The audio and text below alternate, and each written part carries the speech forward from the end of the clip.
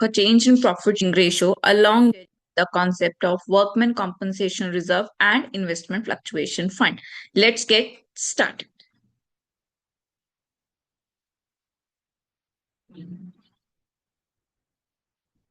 See, reserves. अभी reserves क्या होते हैं? Reserves includes your accumulated profits जो अभी तक फर्म ने एक्यूमुलेट करके रखा है and haven't use for any specific purposes. Accumulated profits वो सब प्रॉफिट्स होते हैं जो फर्म ने अभी तक किसी भी और पर्पसेस के लिए यूज नहीं किए, बट जब रिकॉन्स्टिट्यूशन हुआ फर्म का, दैट मीन्स रिकॉन्स्टिट्यूशन में क्या क्या इंक्लूड होगा आपका. इधर फर्म में क्या हुआ, आपका एडमिशन हो गया, या फिर फर्म में क्या हुआ है, आपका रिटायरमेंट हुआ है, और there is a change in profit sharing ratio, और क्या हुआ, there is a death of a partner. So इनमें से कोई भी केसेस आता है, so at the time of a reconstitution reserves को क्या करना पड़ता है, एडजस्ट करना पड़ता है. सो अभी जो हम एडजस्टमेंट करने वाले हैं, we are doing particularly at the time of change in profit sharing ratio. So accumulated profits में हम क्या क्या इंक्लूड करते हैं, your general reserves, anything which is ending with the particularly the name of reserves and fund, like general reserve, reserve fund, profit and loss account if having a credit balance. That means if profit and loss account is appearing on the liability side of balance sheet, और the workman compensation reserve is given to you. अब workman compensation में क्या किया ना, मैंने mark लगाया because workman compensation का distribution है is subject to some condition जिसको हम अलग से ट्रीट करेंगे. Other than that, if we have given change general reserves, the reserve fund, profit and loss account, credit balances, ये सब अगर हमें दिया है तो हमें क्या करना है, simply these profits are going to distribute among the partners in their profit sharing ratio. कौन सा profit sharing ratio? In their old profit sharing ratio. The journal entry in this case, the journal entry will be the profit sharing ratio, that is accumulated profits account debit to old partners capital और current account. देखिए अभी तो हम कौन से chapter की बात कर रहे हैं, change in profit sharing ratio. तो यहाँ पे तो ना ही पार्टनर एडमिट हो रहा है, ना ही डाइड हो रहा है, ना ही उसकी क्या हो रही है, रिटायरमेंट हो रही है. सो इस केस में तो न्यू पार्टनर आएगा ही नहीं. सो तो जो भी आपके करंट पार्टनर हैं, एग्जिस्टिंग पार्टनर्स हैं, उन पार्टनर्स को प्रॉफिट जो है वो क्रेडिट हो जाएंगे in their old profit sharing ratio. For example, there is a general reserve given, right. तो एंट्री क्या होना चाहिए, entry should be general reserve account debit to A और बी. अगर टू पार्टनर्स हैं तो to A capital account, to B capital account. Current कब use करना है, अगर क्वेश्चन में हमारे पास क्या दिया है, फिक्स्ड कैपिटल अकाउंट भी दिया है, तो हम क्या यूज करेंगे, फिक्स्ड कैपिटल अकाउंट में हम करंट अकाउंट लिख देंगे. अगर फ्लक्चुएटिंग है, फिक्स्ड का कोई इंफॉर्मेशन नहीं है, then we will be writing the capital account. Similarly now come to if there is accumulated losses. अब accumulated losses कहाँ गिवन होते हैं, accumulated losses are given on the asset side of balance sheet. तो वहां पे क्या क्या हो सकता है, you must have this what, either the deferred revenue expenditure account or advertisement suspense account or profit and loss account debit balance is given to you. So in this particular case, इन तीनों चारों में से कोई भी अगर चीज आपको given है in the balance sheet asset side, then these all are to be divided among the partners in their old ratio.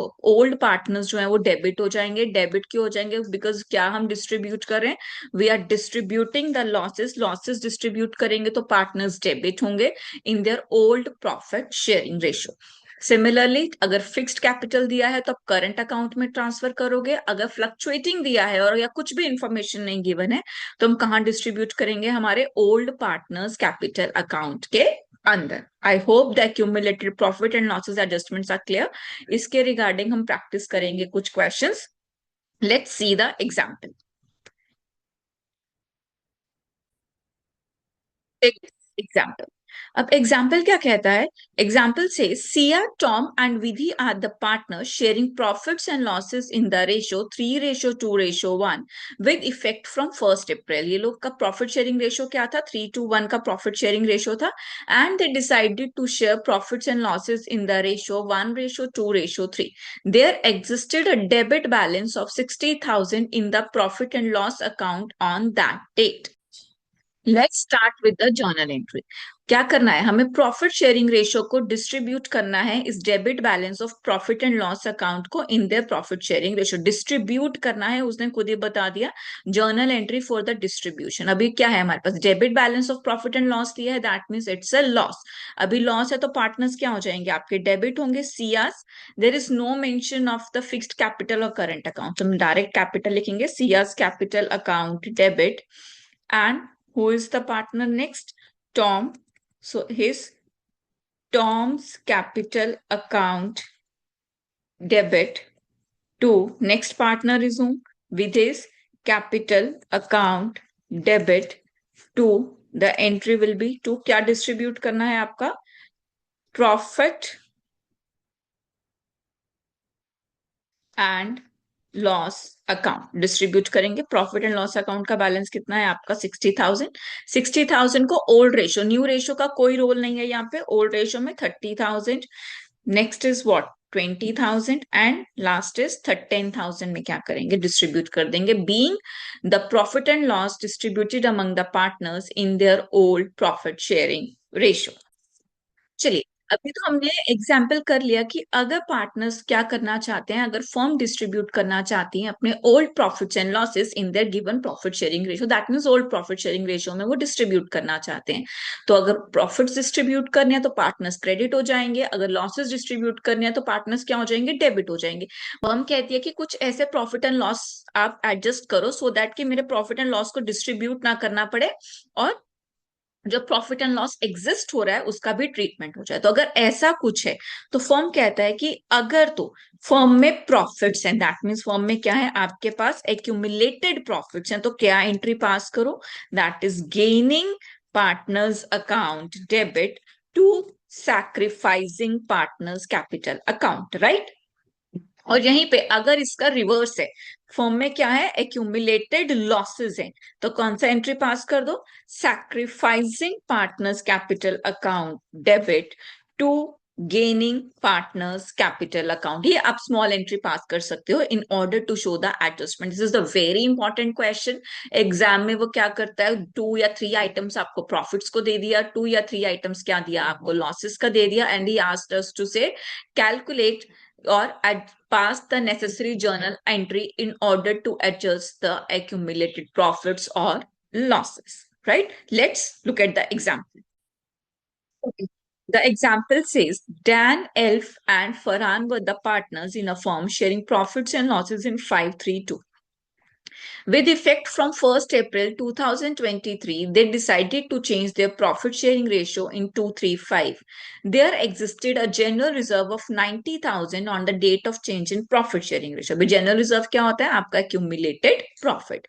The partners decided not to distribute the general reserve. Partners ने क्या किया है, firm ने क्या decide किया है कि general reserve distribute नहीं करेंगे, सिर्फ एक necessary journal entry pass कर दो in order to show the effect of above. तो simply क्या करेंगे, जर्नल एंट्री शो करने के लिए हमें क्या कैलकुलेट करना पड़ेगा, उनका प्रॉफिट शेयरिंग रेशियो जो उन्होंने चेंज किया। So we have to calculate their gain और सैक्रिफाइस।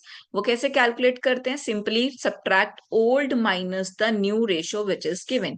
ओल्ड रेशियो आपको कितना गिवन है, old ratio is given 532, that means 5/10, 3/10 and 2/10.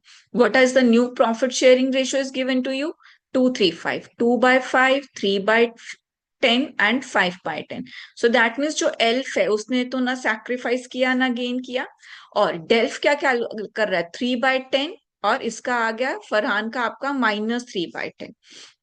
What formula we have used? We have used the formula for calculating the sacrificing ratio, which is old minus new. लेकिन delve का क्या आया आपका, positive, that means Delph is sacrificing in 3/10, but Farhan sacrifice calculate कर रहे थे but negative आ गया, तो Farhan is gaining and the Delph is sacrificing. अभी given क्या है, general reserve which is a accumulated profit. The accumulated profit में हमारा entry क्या होगा, that is gaining partners capital account. Gaining कौन है आपका, Farhan.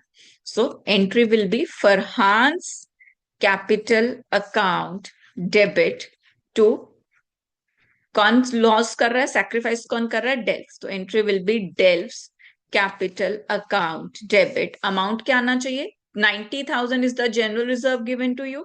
So 90,000 multiply by their gaining or sacrificing share, which is coming out to be 27,000 in both debit and credit column. और narration क्या पास करेंगे? Simple, being the adjusting entry passed, right? No other confusion. Simple. Okay चलिए एक और example करते हैं इससे related. For example यही पार्टनर्स हैं, this is the sacrificing and the gaining ratio given to us. He said, question में हमें दिया है द जनरल रिजर्व इज 90,000 जैसे इस क्वेश्चन में गिवन है. He also given the reserve fund which is 30,000 and he has given profit and loss debit balance, let's say 20,000, right? And he asked us to say partners does not want to distribute these profits and losses past the adjustment entry in order to show the effect above. तो ऐसे case में क्या करेंगे? ऐसे case में सबसे पहले आप नेट फिगर निकालो. 90,000 general reserve, that means a positive figure. Reserve fund कैसा है आपका? Again it's a positive one, क्योंकि रिजर्व फंड भी क्या होता है हमारा प्रॉफिट्स में इंक्लूड होगा. And profit and loss account में कैसा हो जाएगा? Negative, because debit balance given है. तो आपने इनका नेट बैलेंस कैलकुलेट किया. 90 प्लस 30 120, 120 में से आपने 20,000 माइनस कर दिया तो 1 लाख बैलेंस आया, which is a positive one. Positive one, that means there are a net of the profits left with us. अब अगर प्रॉफिट्स लेफ्ट हैं तो क्या एंट्री करेंगे? प्रॉफिट्स लेफ्ट है तो again gaining to sacrificing partner. Gain कौन कर रहा था? आपका Farhan.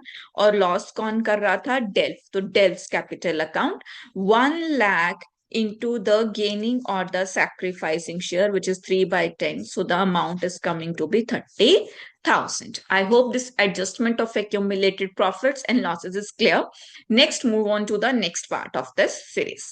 Let's come to the next part of this PPT, that is workman compensation reserve. अब workman compensation reserve क्या होता है? workman compensation reserve वो पार्ट होता है जो रिजर्व क्रिएट तो किया जाता है, बट पर्टिकुलरली किसके लिए क्रिएट किया जाता है? For the workers. पार्टनर्स के लिए नहीं क्रिएट किया जाता, वर्कर्स के लिए क्रिएट किया जाता है. And it's not a free reserve. ये तब तक फ्री है जब तक कि कोई लाइबिलिटी क्रिएट ना हो जाए. वंस कोई लाइबिलिटी अगर क्रिएट हो जाती है, सपोज वर्कर्स ने कुछ क्लेम कर लिया, in that case first claim जो है कॉम्पनसेशन में से वर्कर्स को पे किया जाएगा, देन लेटर ऑन ये किस में डिस्ट्रीब्यूट किया जाएगा? पार्टनर्स के अंदर. देखिए, it's a provision created to meet future claims of the workman, may be related to accidents और इंजरी. आपका ट्रीटमेंट जब हम सीखेंगे आपका एडमिशन, रिटायरमेंट और change in profit sharing ratio तीनों चारों चैप्टर्स में अप्लाई होगा. अब फर्स्ट केस क्या है? जैसे हमने बात करी कि नो क्लेम एग्जिस्ट, कोई क्लेम एग्जिस्ट ही नहीं करता, entire reserve is no longer required. वो कह रहा पूरा का पूरा रिजर्व जो है वो रिक्वायर्ड ही नहीं है. किसी भी पार्टनर्स में आप क्या कर दो? डिस्ट्रीब्यूट कर दो. That means workman compensation reserve account debit to partners capital account. Suppose workman compensation दिया है आपका 50,000 rupees, right? And there are two partners. Let's say that partners are A and partners are B. So two A's capital account and to B's capital account. If there is a equal ratio तो partners reserve कैसे distribute हो जाएगा? 25,000 and 25,000 में क्या हो जाएगा? Distribute हो जाएगा in this particular scenario because there is no claim. देखिए, ये दो तरीके से बोलेगा. या तो कोई इंफॉर्मेशन ही नहीं दिया होगा एडजस्टमेंट में वर्कमैन कॉम्पनसेशन से रिलेटेड, राइट? और वो क्या कहेगा? There is no claim required against the workman compensation reserve. So इन दोनों ही सूरतों में, दोनों ही कंडीशंस में क्या करना है? वर्कमैन कॉम्पनसेशन को डिस्ट्रीब्यूट कर देना है among the partners, right? Okay, next move on to the next part, जिसमें वो क्या कहेगा कि वर्कमैन कॉम्पनसेशन से रिलेटेड एग्जिस्ट करता है but less than the reserve. Less than the reserve का मतलब क्या है? कि लेट्स से फॉर एग्जांपल हमारा वर्कमैन कॉम्पनसेशन रिजर्व है given in the balance sheet on the liability side is 50,000 and it is given in the adjustment that the claim against the workman compensation stood at 20,000. 20,000 पे आपका workman compensation क्या है? आपका है. तो 50,000 का workman compensation claim हो गया, एडजस्ट करेंगे 20,000 का. सो वर्कमैन कॉम्पनसेशन से कहता है एंट्री क्या होना चाहिए, वर्कमैन कॉम्पनसेशन रिजर्व डेबिट कर दो, क्यों, क्योंकि लाइबिलिटी साइड गिवन है, क्रेडिट है, तो हमें तो वो पुराना वाला रिजर्व खत्म करना है। तो 50,000 का रिजर्व खत्म करके टू वर्कमैन कॉम्पनसेशन एक नई लाइबिलिटी क्रिएट कर दी 20,000 की जो अराइज हुई है। तो जो रिमेनिंग 30,000 का रिजर्व है वो आप क्या कर दो, पार्टनर्स में डिस्ट्रीब्यूट कर दो among the partners in their profit sharing ratio, right. अब suppose there are three partners और 30,000 का रिजर्व है, तो हम एंट्री क्या करेंगे, to A's capital account, to B's capital account, to C's capital account, 10,000 10,000 and 10,000। अगर पर्टिकुलर रेशियो है 5:3 है, 2:3 है और 4:3 वट एवर इट इज, आप टू पार्टनर्स करके उसमें क्या करेंगे, डिस्ट्रीब्यूट कर देंगे, right. Okay, option C for the workman compensation claim, वो कहता है व्हाट इज द पॉसिबिलिटी कि claims more than the reserve, कि क्लेम्स तो है लेकिन रिजर्व से भी ज्यादा हो गया। अभी तो जैसे हमने एग्जांपल किया कि वर्कमैन कॉम्पनसेशन 50,000 का था लेकिन जो क्लेम आया वो 20,000, अभी क्या हुआ, क्लेम जो है फॉर एग्जाम्पल 60,000 आ गया, राइट। ऑलरेडी हमारे पास तो वर्कमैन कॉम्पनसेशन क्लेम 50,000 का लाइबिलिटी साइड पे, उसे तो खत्म नहीं करना बिकॉज उससे बढ़कर ही आया है, रादर देन हमें 60,000 यानी 10,000 का जो डिफरेंस है और क्लेम क्रिएट करना है। और वो क्लेम किसके थ्रू क्रिएट होगा, आपका रिवैल्यूएशन अकाउंट के थ्रू। तो हम एंट्री क्या करेंगे, फर्स्ट एंट्री करेंगे the revaluation account debit to workman compensation claim, कितना एक्स्ट्रा फंड क्रिएट कर रहे हैं, 10,000 का, जो हमने 10,000 के थ्रू क्रिएट किया। और टोटल वर्कमैन कॉम्पनसेशन कितने का क्रिएट करना था हमें क्लेम, 60,000, तो यहां लिखेंगे 60,000।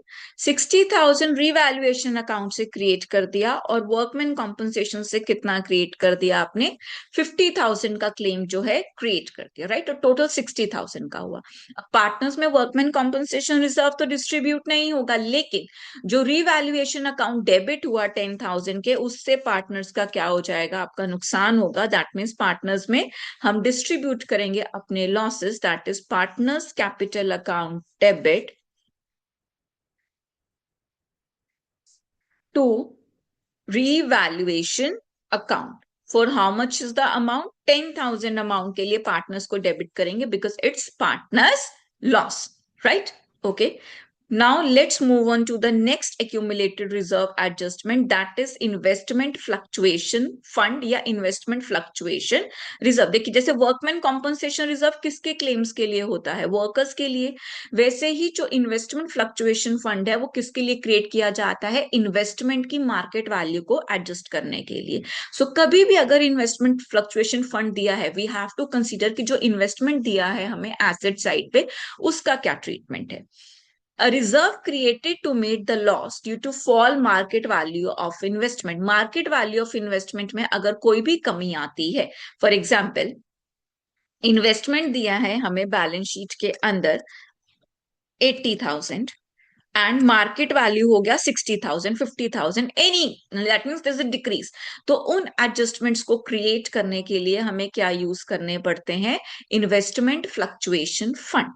अब ट्रीटमेंट कैसे करेंगे, वो कह रहा है जो मार्केट में इन्वेस्टमेंट वैल्यू है वो सेम है, 80,000 मार्क आपका बैलेंस शीट में अमाउंट दिया है 80,000 और इन्वेस्टमेंट भी कितने पे अपीयर हो रहा है 80,000, दैट मीन्स ना ही डिक्रीज है और ना ही इंक्रीज है। So in this particular scenario there is nothing to do, 80,000 का इन्वेस्टमेंट पार्टनर्स में डिस्ट्रीब्यूट हो जाएगा अमंग देयर ओल्ड रेशियो, मतलब 80,000 टू कर देंगे to the old profit sharing ratio. Suppose there are two partners, let's say A and two B's capital account, and the profit sharing ratio is equal. So what will be the journal entry?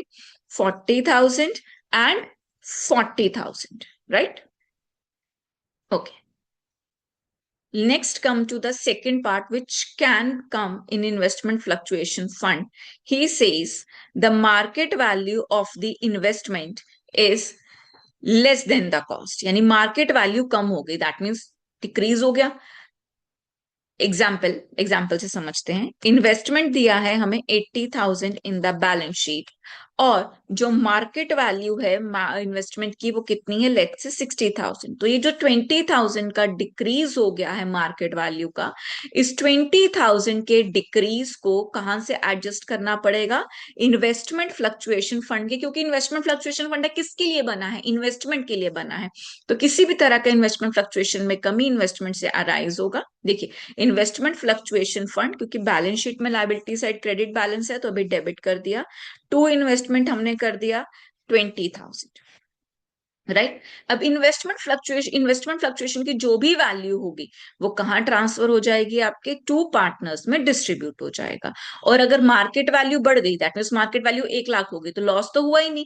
जब loss नहीं हुआ तो पूरा का पूरा investment fluctuation fund किसमें distribute हो जाएगा, among the partners in their profit sharing ratio, right. I hope this video has made clear to everyone accumulated profits, losses, workman compensation reserve or workman investment fluctuation fund कैसे करना है. For more such upcoming videos, please stay tuned to my channel. Thank you so much.